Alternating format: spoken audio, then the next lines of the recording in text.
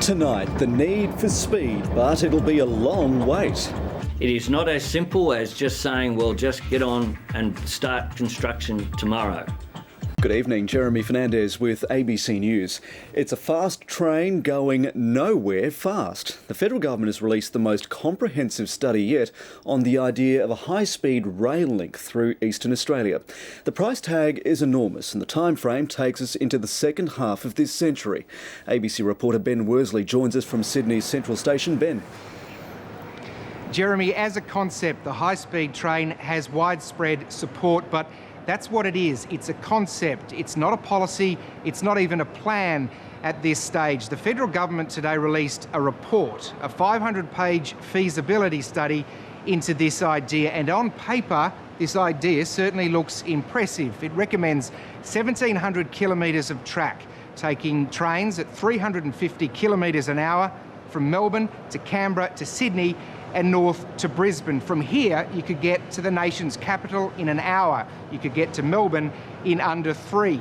But the cost of this project, if approved, would be enormous to the taxpayer, more than $100 billion, and it wouldn't be finished for 40 years. Now, we caught the train to Gosford today to hear what commuters to the Central Coast think of this idea.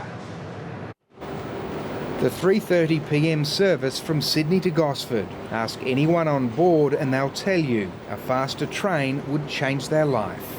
I'd get a lot more time with my family, or a lot more time to work.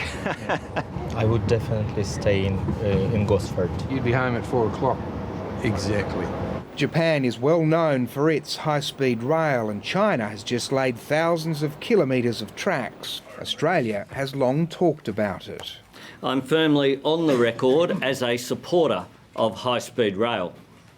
But starting from scratch to build our own system does pose a number of complex challenges. First step is a study, a recommendation for a nation-building project on a massive scale, with trains travelling at 350 kilometres an hour across the eastern seaboard.